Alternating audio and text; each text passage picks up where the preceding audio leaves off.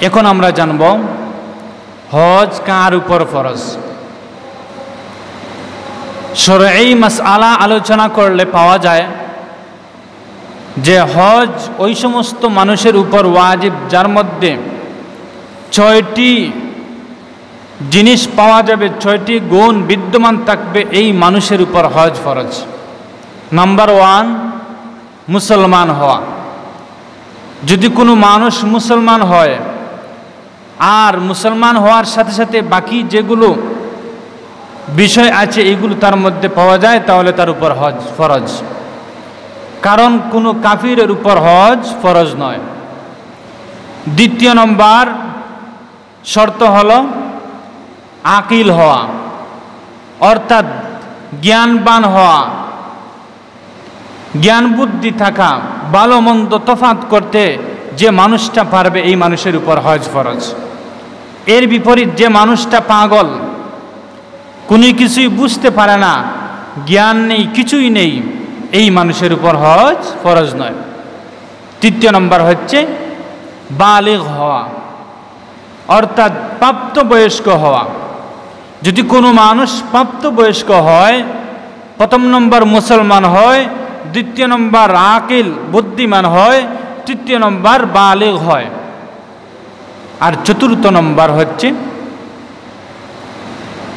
কোনো মানুষের উপর হজ ফরজ হতে হলে তার ইস্তেতাআত সামর্থ্যবান হওয়া, অর্থাৎ হজ থেকে ফিরে আসা পর্যন্ত তার পরিবার প্রয়োজনের নিত্য প্রয়োজনীয় যে আসবাবপত্র আছে, জিনিস আছে, খরচ ইত্যাদি, এগুলো বহন করা পরিমাণ টাকা হজ থেকে ফিরে আসা পর্যন্ত এবং নিজে হজে যাওয়াকালীন সময়ে হজ থেকে শুরু করে শেষ পর্যন্ত যত ধরনের খরচ থাকে এইগুলো বহন করার যদি কোনো মানুষের ক্ষমতা থাকে তাহলে এই মানুষের উপর হজ ফরজ। এর পরের শর্ত হলো হুর তথা স্বাধীন হওয়া, কারণ কোনো গোলামের উপর হজ ফরজ নয়। যদি কোনো মানুষ গোলাম থাকে, আগের জমানা অনেক মানুষ গোলাম ছিল, কারণ গোলামের উপর হজ ফরজ নয়। এই হচ্ছে 5 নম্বর শর্ত। আর 6 নম্বর শর্ত হলো মহিলার সাথে তার মাহরাম পুরুষ থাকা, অর্থাৎ এমন পুরুষ থাকা যার জন্য এই মহিলাকে বিবাহ করা জায়েজ নয়, বা নিজের স্বামী থাকা। নিজের স্বামী, যদি স্বামী না থাকেন তাহলে এমন পুরুষ থাকা যে পুরুষ তাকে কখনো বিবাহ করতে পারবে না, অর্থাৎ নিজের মাহরাম পুরুষ মহিলার সঙ্গে থাকা। যদি এই 6টি শর্ত কোনো মুসলমানের মধ্যে পাওয়া যায়, গুরুত্বপূর্ণ শর্ত হলো মুসলমান হওয়ার সাথে সাথে যে সামর্থ্যবান হওয়া, আপনার হজ থেকে ফিরে আসা পর্যন্ত আপনার নিত্য প্রয়োজনীয় যে জিনিসগুলো আছে এই সমস্ত জিনিস বহন করার মতো যদি আপনার কাছে টাকা থাকে তাহলে আপনার উপর হজ ফরজ। এখন আমরা জানলাম যে হজ কার উপর ফরজ। এখন জানবো হজের হুকুম কি। শরীয়তের ভিত্তিতে হজের হুকুম হলো এই যে শর্তগুলো পাওয়া যায় যদি কোনো মানুষের মধ্যে বিদ্যমান থাকে তাহলে এই ব্যক্তির উপর হজ হচ্ছে ফরজ। এখন কথা হলো হজ জীবনে কতবার ফরজ? সারা জীবনে হজ করতে হবে নাকি একবার করলেই হবে? এ সম্পর্কে হাদিসেও পাওয়া যায় এবং শরঈ মাসআলাগত আলোচনা হলো যে একজন মানুষের উপর তার সমগ্র জীবনে, সারা জীবনে একবার হজ করা হচ্ছে ফরজ। আর যদি পরবর্তীতে তার সামর্থ্য থাকে আর এই ব্যক্তি হজ করে তাহলে এগুলো তার জন্য নফল হিসাবে পরিণত হবে। সারা জীবনের যে হজ একবার ফরজ এই সম্পর্কে একটি হাদিস আপনাদেরকে বলি। হযরতে আবু হুরায়রা রাদিয়াল্লাহু তাআলা আনহু থেকে বর্ণিত হাদিস। আন আবি হুরায়রা রাদিয়াল্লাহু তাআলা আনহু قال قال النبي صلى الله عليه وسلم। হযরতে আবু হুরায়রা রাদিয়াল্লাহু তাআলা আনহু থেকে বর্ণিত, তিনি বলেন নবী করিম সাল্লাল্লাহু আলাইহি ওয়াসাল্লাম ইরশাদ করেছেন, ইয়া আইয়ুহান নাস, আল্লাহ রসুল মানুষদেরকে সম্বোধন করে বলেন, ইয়া আইয়ুহান নাস, হে লোক সকল, ইন্নাল্লাহা কাতাবা আলাইকুমুল হজ্জা, হে আমার উম্মতেরা, হে আমার উম্মতেরা, তোমরা জেনে রাখো আল্লাহ পাক রব্বুল আলামিন তোমাদের উপর হজ ফরজ করেছেন। সকলে বলি সুবহানাল্লাহ।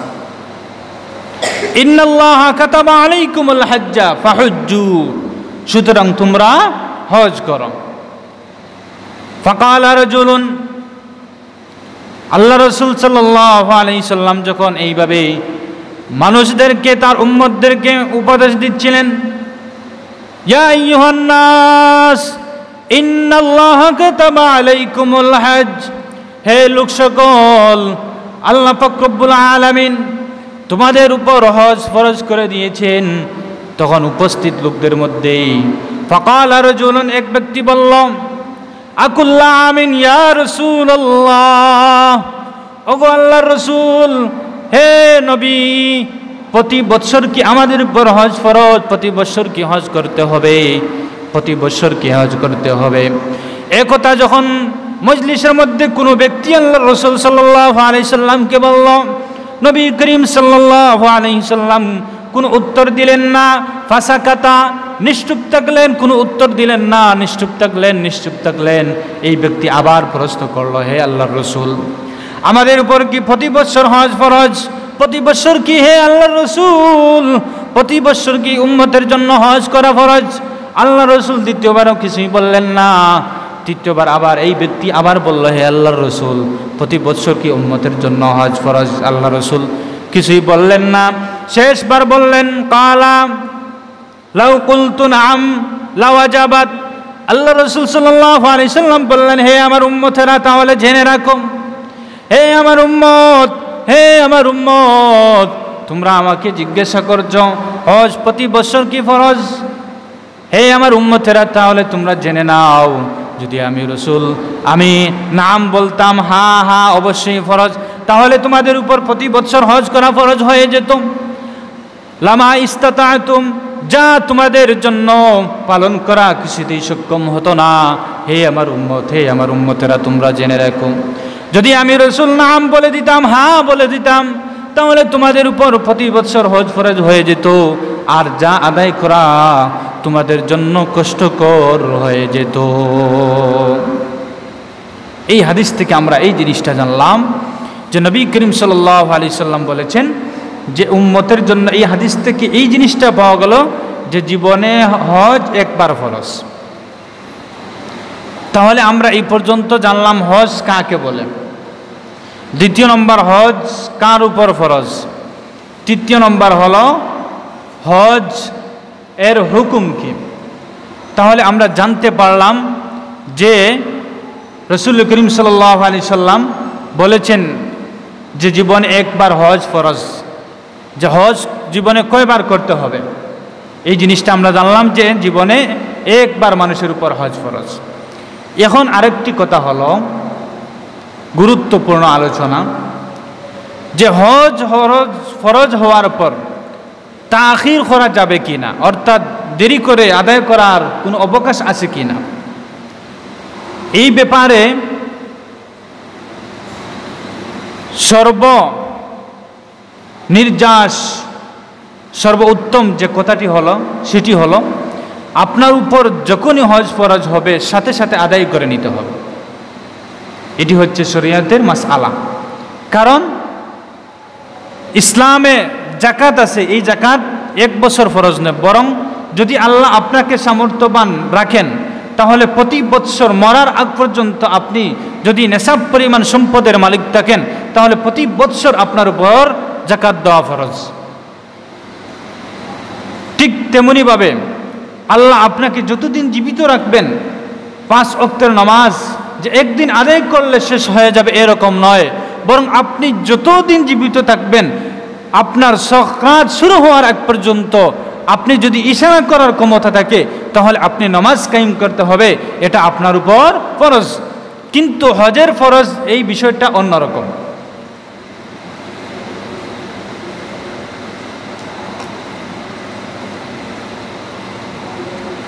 কারণ হজ জীবনে একবার ফরজ। এখন ধরুন আল্লাহ না করুন আপনার এই পরিমাণ সামর্থ্য আছে, আর পরের সপ্তাহে আপনি ইন্তেকাল করলেন, তাহলে আপনার উপর ফরজ জিনিসটা রয়ে গেল, যার জন্য আপনি গুনাহগার হবেন। এই জন্য হাদিসের মধ্যেও আছে, যদি কোনো মানুষের উপর হজ ফরজ হয় তাহলে এই মানুষটার জন্য উত্তম হলো, ভালো হলো এই মানুষটা সাথে সাথে হজটি আদায় করে না। কিন্তু আফসোসের বিষয় হলো আমাদের সমাজে, আমাদের বর্তমান সমাজের অবস্থা হলো এমন যে আমরা হজ ফরজ হয়েছে কিনা এই জিনিসটাও অনেক সময় মানুষ অনুধাবন করতে পারে না। হ্যাঁ, কিছু আল্লাহ প্রেমিক এমন আছেন যারা সামর্থ্যবান, এই জিনিসটা বুঝেন যে আমার উপর হজ ফরজ হয়েছে, এই জিনিসটা যাচাই বাছাই করেন, চিন্তা করেন যে আমি তো মুসলমান, আল্লাহ আমাকে টাকাওয়ালা বানিয়েছেন, পয়সা দিয়েছেন, আমার তো গুরুত্বপূর্ণ আরও কিছু জিনিস আছে, ধনী হলাম এই যে শেষ, আর এই খাওয়া দাওয়া ফুর্তি করে এরপর মরে যাব এই শেষ, এরকম নয়, বরং আল্লাহ টাকা দিয়েছেন, এর মধ্যে তো আরও কিছু আমার উপর দায়িত্ব এসে গেছে, এগুলো তো আদায় করতে হবে। এরকম আল্লাহওয়ালা মানুষ দুনিয়াতে আছেন, আর এই সমস্ত মানুষের কারণেই আল্লাহ দুনিয়াকে টিকে রাখছেন। আর কিছু মানুষ সমাজে এমন আছে যাদের উপর হজ ফরজ এই জিনিসটাও এই মানুষটা অবলোকন করতে পারে না, সে বলে আরও কিভাবে টাকাওয়ালা হওয়া যায়, ধনী হওয়া যায়।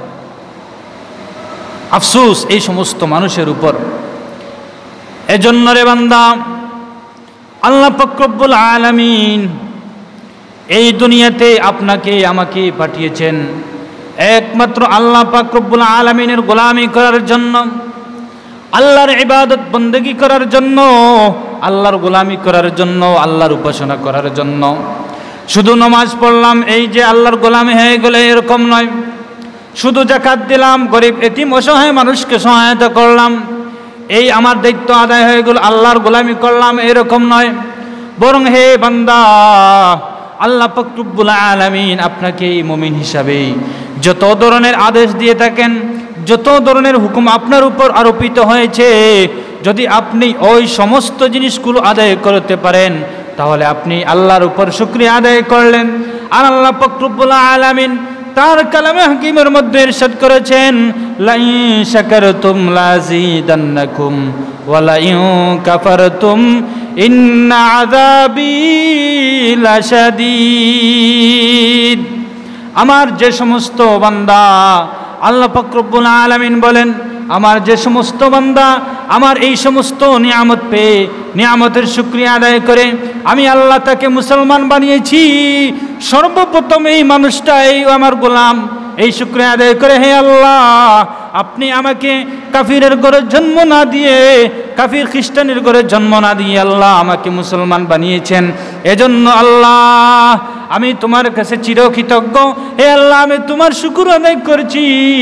এরপরে বান্দা যদি আমি আল্লাহ তাকে টাকাওয়ালা বানাই, সুস্থতার জিন্দেগি দান করি, তাহলে সে সব সময় আমি আল্লাহ পাক রব্বুল আলামিনকে খুশি করার জন্য নামাজ কায়েম করে আর নামাজ আদায় করে বান্দা আল্লাহর কাছে বলে, হে আল্লাহ আপনি আমাকে মুসলমান বানিয়েছেন, যার কারণে আমি আপনাকে চিনতে পেরেছি। ইসলামের বিধান আল্লাহ আমাদের উপর অনেক জিনিস আরোপিত করেছেন, নামাজ ফরজ করে দিয়েছেন, হে আল্লাহ আমি সময় মতো নামাজ আদায় করতে পেরেছি, এজন্য গো মওলা আমি তোমার দরবারে শুকর আদায় করেছি। এরপরে বান্দা যদি টাকাওয়ালা হয়, আল্লাহ টাকা দেন, পয়সা দেন, ধনী বানান, আর এলাকার অসহায় এতিম মিসকিনদেরকে সহায়তা করে, সমাজের ইসলামিক কাজে ব্যয় করে, দ্বীনি কাজে ব্যয় করে, মসজিদ মাদ্রাসার কাজে ব্যয় করে, তার উপর যাকাত ফরজ হলে যাকাত আদায় করে, হজ ফরজ হলে হজ আদায় করে।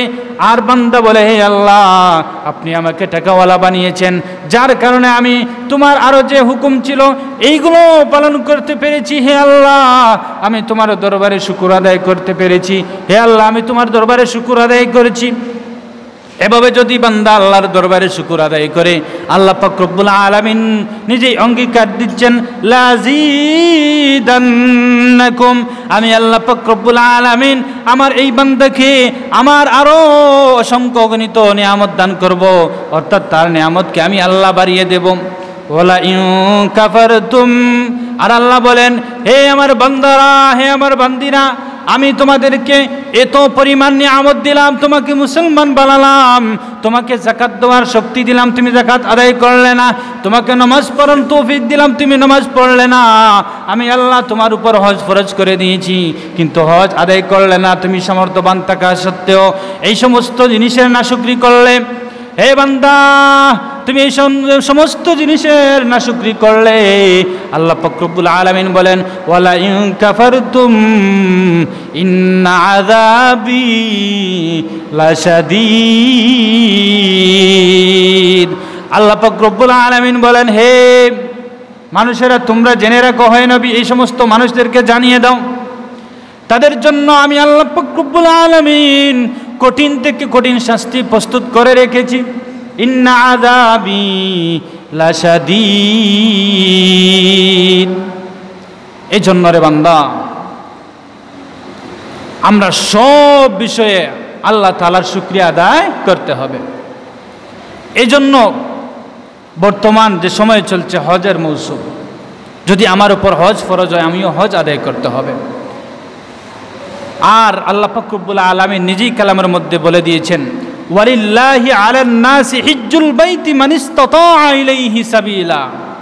ওয়ালিল্লাহি আলান নাস, মানুষের উপর হজ ফরজ।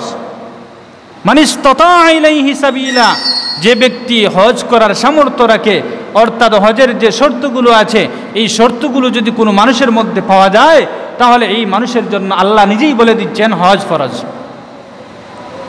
ওয়ামাউ কাফারা, আর আল্লাহ নিজেই আবার আয়াতের মধ্যে আল্লাহ নিজেই বলে দিচ্ছেন, ওয়ামাউ কাফারা ফাইন্নাল্লাহা গানিয়্যুন আনিল আলামিন। আল্লাহ তাআলা জানিয়ে দিচ্ছেন, যদি কোনো মানুষের সামর্থ্য থাকা সত্ত্বেও আমার কোনো বান্দা হজ না করে, তাহলে আমার এই বান্দাকে জানিয়ে দাও, আমি আল্লাহ বিশ্বের প্রতি আমি কি নয়, মুখাপেক্ষী নয়, আমি আল্লাহ অমুখাপেক্ষী। এজন্য রে বান্দা, আপনার আমার উপর যার উপর ফরজ হবে, আমরা সময় মতো হজ আদায় করতে হবে, এটা আমাদের উপর ফরজ। এখন আমরা জানব এই হজের ফজিলত কি, এই হজের ফজিলত কতটুকু। এই হজ হচ্ছে আমলের মধ্যে সর্বোত্তম একটি আমল। এই সম্পর্কে একটি হাদিস আপনাদেরকে বলি। হযরতে আবু হুরায়রা রাদিয়াল্লাহু তাআলা আনহুর হাদিস, বুখারী শরীফের হাদিস। আন আবি হুরায়রা রাদিয়াল্লাহু তাআলা আনহু قال সুইলান নবী সাল্লাল্লাহু আলাইহি ওয়াসাল্লাম। হযরতে আবু হুরায়রা রাদিয়াল্লাহু তাআলা আনহু থেকে বর্ণিত, তিনি বলেন, নবী করিম সাল্লাল্লাহু আলাইহি সাল্লামকে জিজ্ঞাসা করা হলো, আইয়ুল আমালি আফজালু, ওগো আল্লাহর রাসূল, হে আল্লাহর রাসূল, হে বিশ্ব নবী, আমাদেরকে আপনি জানিয়ে দিন কোন আমল সবচেয়ে উত্তম। আইয়ুল আমালি আফজালু। ক্বালা নবী সাল্লাল্লাহু আলাইহি ওয়াসাল্লাম, নবী করিম সাল্লাল্লাহু আলাইহি ওয়াসাল্লাম তাদের এই প্রশ্নে জানিয়ে দিলেন, ঈমানুন বিল্লাহি ওয়া রাসূলিহি, আল্লাহ এবং রসুলের উপর ঈমান আনা সবচেয়ে বড় আমল, সবচেয়ে শ্রেষ্ঠ আমল হচ্ছে আল্লাহ এবং রসুলের উপর ঈমান আনা। কিলা সুম্মা মাযা, এরপরে আবার আল্লাহ রসুল সাল্লাল্লাহু আলাইহি সাল্লামকে জিজ্ঞাসা করা হলো, সুম্মা মাযা ইয়া রাসূলুল্লাহ, এরপরে কি হে আল্লাহর রসুল। নবী করিম সাল্লাল্লাহু আলাইহি সাল্লাম তাদের এই প্রশ্নে, এই হাদিসের মধ্যেই ইরশাদ করেছেন, তাদের প্রশ্নে জবাব দিলেন, আল জিহাদু ফি সাবিলিল্লাহ, আল্লাহর রাস্তায় জিহাদ করা। সুম্মা মাযা ইয়া রাসূলুল্লাহ, কিলা সুম্মা মাযা ইয়া রাসূলুল্লাহ, এরপরে আবার নবী করিম সাল্লাল্লাহু আলাইহি সাল্লামকে জিজ্ঞাসা করা হলো, ওগো আল্লাহর রাসূল, এরপরে কোন আমল সবচেয়ে উত্তম। নবী করিম সাল্লাল্লাহু আলাইহি সাল্লাম তাদের প্রশ্নে, এই হাদিসের মধ্যে প্রশ্নের উত্তরে বললেন, হজ্জুম মাবরুর, হজ্জে মাবরুর, সুবহানাল্লাহ, অর্থাৎ মকবুল হজ। তাহলে আমরা এই হাদিস দ্বারা বুঝলাম যে হজের গুরুত্ব এবং ফজিলত অনেক বেশি। নবী করিম সাল্লাল্লাহু আলাইহি সাল্লামকে সাহাবায়ে কেরাম জিজ্ঞাসা করলেন যে, হে আল্লাহর রাসূল, সবচেয়ে উত্তম আমল কি? আল্লাহ রাসূল জবাবে বললেন, সর্বপ্রথম উত্তম আমল হচ্ছে আল্লাহ এবং রসুলের উপর ঈমান আনা। দ্বিতীয় নম্বর উত্তম আমল কি? আল্লাহ রাসূল সাল্লাল্লাহু আলাইহি সাল্লাম জবাবে বললেন, আল জিহাদু ফি সাবিলিল্লাহ, আল্লাহর রাস্তায় জিহাদ করা। তৃতীয় নম্বরে যখন আবার প্রশ্ন করা হলো, তখন নবী করিম সাল্লাল্লাহু আলাইহি সাল্লাম বললেন, কি বললেন? যে সবচেয়ে উত্তম আমল হলো হজ্জে মাবরুর, অর্থাৎ আল্লাহর রাস্তায় হজ করা, আল্লাহকে সন্তুষ্ট করার জন্য হজ করা। এমন হজ যে হজটা মকবুল হয়ে থাকে পরিপূর্ণভাবে, মহান আল্লাহ পাক রব্বুল আলামিনকে খুশি করার জন্য বান্দা যে হজটি করে থাকে, দুনিয়ার মানুষকে দেখানোর জন্য নয়। মানুষ আমাকে হাজি বলবে, আমি যদি হজে যাই, হজ থেকে আসার পর মানুষ আমাকে হাজি উপাধি দিবে, এলাকার মানুষ হাজি সাহেব বলে সম্বোধন করবে, এরকম নিয়ত নয়। বরং মহান আল্লাহকে খুশি করার জন্য খালিসভাবে একমাত্র মৌলাকে রাজি আর খুশি করার জন্য যে মানুষ হজ করে, যদি মৌলা হজ কবুল করে নেন, এই হজকে বলা হয় হজ্জে মাবরুর। সুবহানাল্লাহ। নবী করিম সাল্লাল্লাহু আলাইহি সাল্লাম আরেকটি হাদিসের মধ্যে বলেছেন যে নবী করিম সাল্লাল্লাহু আলাইহি সাল্লামের আরেকটি হাদিসের মধ্যে এরশাদ আছে, নবী করিম সাল্লাল্লাহু আলাইহি সাল্লামকে বলা হয়েছিল যে এই হাদিসটা হলো যে হজের দ্বারা সমস্ত গুনাহ মাফ হয়ে যায়। সুবহানাল্লাহ। নবী করিম সাল্লাল্লাহু আলাইহি সাল্লামের হাদিস, এই হাদিসটা হযরত আবু হুরায়রা রাদিয়াল্লাহু তাআলা থেকে বর্ণিত। আন আবি হুরায়রা রাদিয়াল্লাহু তাআলা আনহু قال, হযরত আবু হুরায়রা রাদিয়াল্লাহু তাআলা আনহু থেকে বর্ণিত, قال النبي সাল্লাল্লাহু আলাইহি সাল্লাম, নবী করিম সাল্লাল্লাহু আলাইহি সাল্লাম ইরশাদ করেছেন, মান হাজ্জা লিল্লাহ, যে ব্যক্তি আল্লাহকে সন্তুষ্ট করার জন্য, আল্লাহকে রাজি করার জন্য হজ করলো, ওয়ালাম ইয়াফসুক ওয়ালাম ইয়ারফাস, আর এই ব্যক্তি হজের মধ্যে কোনো রকম পাপাচার, কোনো রকম ফিস্ক ও ফুজুরি, কোনো রকম পাপ কাজ, অন্যায়, অবিচার কিছুই যদি এই মানুষটা হজের মধ্যে না করে, অর্থাৎ হজের পূর্বে একটি শর্ত আছে যে আপনি সেখানে গিয়ে কোনো প্রকার জুলুম নির্যাতন করতে পারবেন না, কোনো প্রকার পাপাচারে লিপ্ত হতে পারবেন না, কোনো প্রকার জিনার কাজে লিপ্ত হতে পারবেন না। চুকের জিনা, হাতের জিনা, মিথ্যা কথা বলা, মারামারি করা, হানাহানি করা, এই হরমে অবস্থিত পাখি যেগুলো আছে এগুলাকে কতল না করা, অর্থাৎ না মারা, এই সমস্ত জিনিস থেকে যদি কোনো মানুষ বিরত থেকে একমাত্র মহান প্রতিপালককে খুশি করার জন্য হজ করে, তাহলে আল্লাহ রাসূল সাল্লাল্লাহু আলাইহি সাল্লাম এই হাদিসের মধ্যে এই উম্মতের ব্যাপারে নিজেই ঘোষণা দিচ্ছেন, রাজাআ কাওয়ালাদাতহু উম্মিহি, যে নবী করিম সাল্লাল্লাহু আলাইহি সাল্লাম এই হাদিসের মধ্যে ইরশাদ করেছেন, এই মানুষটা হজ থেকে এমনভাবে ফিরে যেদিন তার মায়ের পেট থেকে জন্মগ্রহণ করেছিল নিষ্পাপ অবস্থায়, ঠিক তেমনিভাবে যদি কোনো মানুষ হজ এমনভাবে হজ করে যে হজের মধ্যে কোনো রকমের পাপাচারী নেই, তাহলে আল্লাহর রাসূল ঘোষণা দিচ্ছেন এই মানুষটা তার মায়ের গর্ভ থেকে যেদিন নিষ্পাপ অবস্থায় জন্মগ্রহণ করেছিল, এইভাবে নিষ্পাপ হয়ে এই মানুষটা বাড়িতে ফিরবে। সুবহানাল্লাহ। তাহলে আমরা এই হাদিস থেকে জানতে পারলাম হজের গুরুত্ব অপরিসীম, হজের গুরুত্ব অনেক বেশি, অনেক বেশি। আরেকটি হাদিস বলে আমার আলোচনার শেষ পর্যায়ে চলে যাব। নবী করিম সাল্লাল্লাহু আলাইহি সাল্লামের আরেকটি হাদিস, এই হাদিসটি হযরত আবু হুরায়রা থেকে বর্ণিত। আন আবি হুরায়রা রাদিয়াল্লাহু তাআলা আনহু قال, হযরত আবু হুরায়রা রাদিয়াল্লাহু তাআলা আনহু থেকে বর্ণিত, قال النبي صلى الله عليه وسلم, العمرة إلى العمرة كفارة لما بينهما। নবী করিম সাল্লাল্লাহু আলাইহি সাল্লাম হজের গুরুত্ব এবং ফজিলত সম্পর্কে বলতে গিয়ে এই হাদিসের মধ্যে ইরশাদ করেছেন, আল্লাহ রাসূল সাল্লাল্লাহু আলাইহি সাল্লাম বলেন যে, হে আমার উম্মতেরা, তোমরা জেনে নাও হজের গুরুত্ব কতটুকু, উমরার ফজিলত কতটুকু, হজের ফজিলত কতটুকু। হে আমার উম্মতেরা, তোমরা জেনে রাখো, যদি কোনো মানুষ উমরা করে, উমরা হজ আদায় করে, তাহলে এই মানুষটা ধরুন এই বছর উমরা আদায় করলো, তাহলে এই বছর থেকে নিয়ে আগামী বছর যদি উমরায় যায়, তাহলে এই মধ্যবর্তী সময়ের যত ধরনের পাপ কাজ হতে পারে, যত ধরনের গুনার কাজ হতে পারে, সমস্ত গুনাহ আল্লাহ পাক রব্বুল আলামিন এই মধ্যবর্তী সময়ের সমস্ত গুনাহকে এই উমরার দ্বারা মাফ করে দেন। সুবহানাল্লাহ।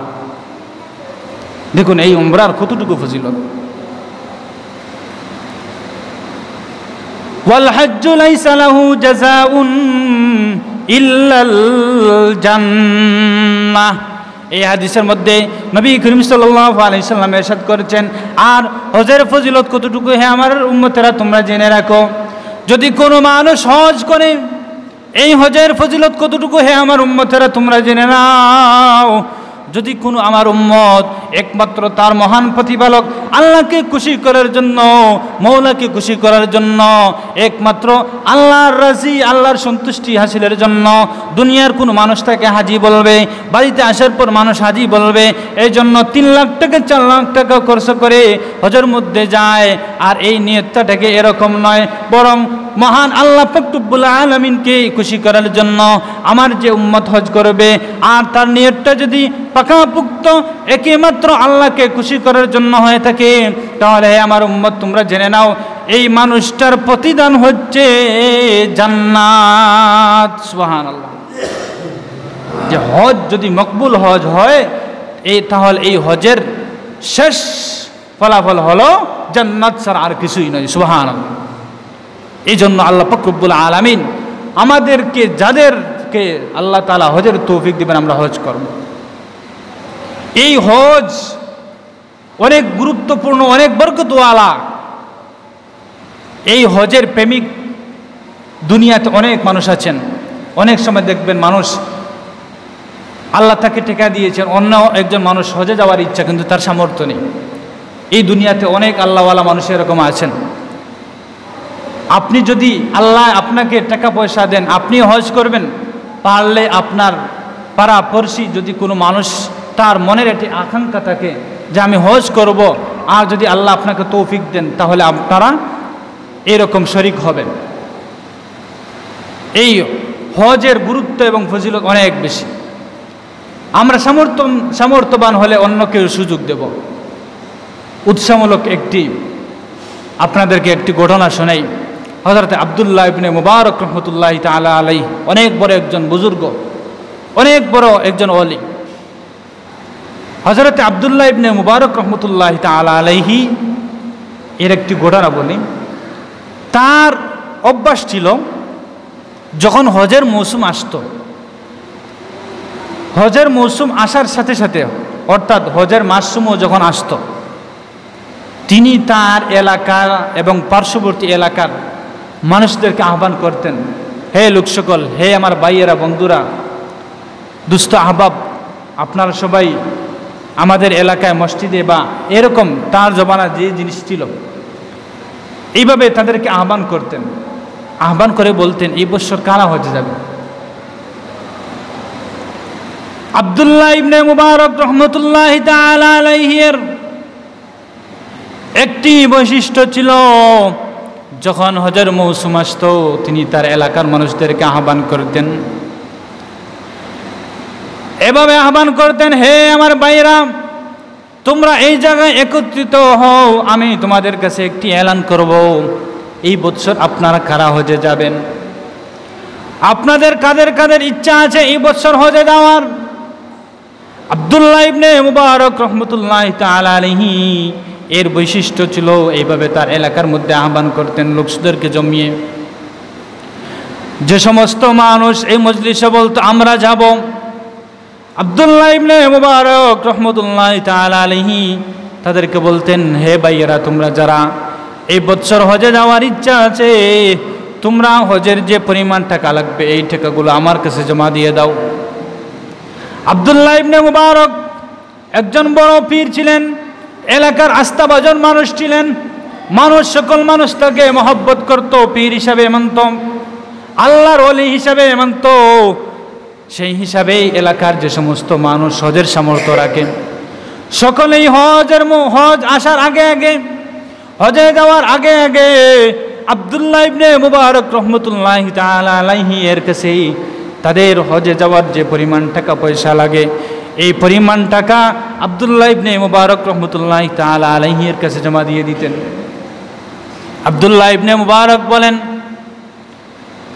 এরপর যখন হজের সময় আসত, এই সমস্ত মানুষদেরকে নিয়ে তিনি হজে যেতেন। তাদেরকে তাদের পয়সা থেকে খরচ করছেন এই জিনিসটা বুঝাতেন না, বরং বলতেন, হে ভাইয়েরা চলো হজের সময় হয়ে গেছে, আমরা সবাই একসাথে চলি। এইভাবে আব্দুল্লাহ ইবনে মুবারক রহমতুল্লাহ তাআলা আলাইহি তার এলাকার যে সমস্ত মানুষ তার কাছে টাকা জমা দিয়েছিল হজের জন্য, তাদেরকে হজের উদ্দেশ্যে নিয়ে যেতেন। সেখানে হজের যা যা ব্যবস্থা করা লাগে সমস্ত জিনিস হজের ময়দানে গিয়ে সব কিছু করতেন। তাদের খানাপিনা থেকে শুরু করে সব কিছু তিনি বহন করতেন। অর্থাৎ একজন হাজী সাহেবের যে পরিমাণ ভালো খাবারের প্রয়োজন, আব্দুল্লাহ ইবনে মুবারক রহমতুল্লাহ তাআলা আলাইহি তার এলাকার প্রতিটি হাজী সাহেবের জন্য, হাজীদের জন্য এই পরিমাণ ভালো ভালো খাবারের ব্যবস্থা করে রাখতেন। এমনকি আব্দুল্লাহ ইবনে মুবারক রহমতুল্লাহ তাআলা আলাইহি হজ পালন শেষ করার পর বাড়িতে আসার উদ্দেশ্যে যখন হাজী সাহেবরা রওনা দেন, এই সময় তিনি তার তৌফিক অনুযায়ী সমস্ত হাজী সাহেবদেরকে, হাজীদেরকে ভালো ভালো কিছু হাদিয়া উপঢৌকন দিতেন যাতে তাদের মনে শান্তি আসে। আব্দুল্লাহ ইবনে মুবারক রহমতুল্লাহ তাআলা আলাইহি এই সবগুলো নিজ অর্থায়ন করতেন।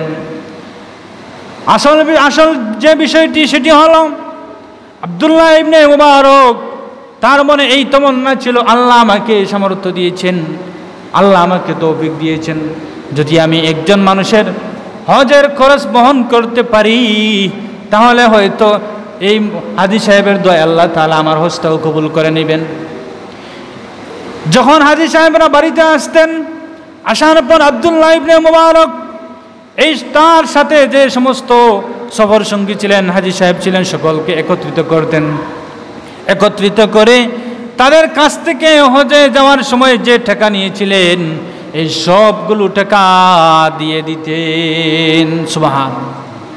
আব্দুল্লাহ ইবনে মুবারক রহমতুল্লাহ তাআলা আলাইহি এমন আল্লাহ প্রেমিক ছিলেন, তার মনে একটি ইচ্ছা ছিল যে আমার এলাকার মানুষ আমাকে তারা বিশ্বাস করে, তারা আমার কাছে টাকা জমা দিয়েছে, আমার মনের ইচ্ছা আমি এই সমস্ত ভাইদেরকে হজ করাবো।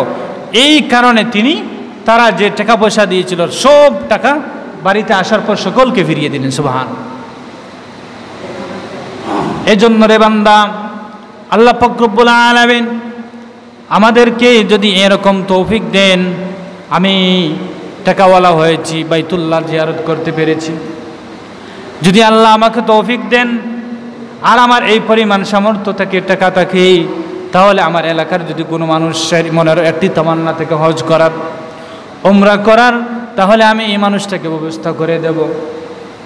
কারণ এই মানুষটাকে যদি আমি ব্যবস্থা করে দেই, এই মানুষটার দিল থেকে যে দোয়া আসবে এই দোয়াটা একেবারে খালিস নিয়তে দোয়া আসবে, খালিসভাবে দোয়া আসবে, মন থেকে দোয়া আসবে।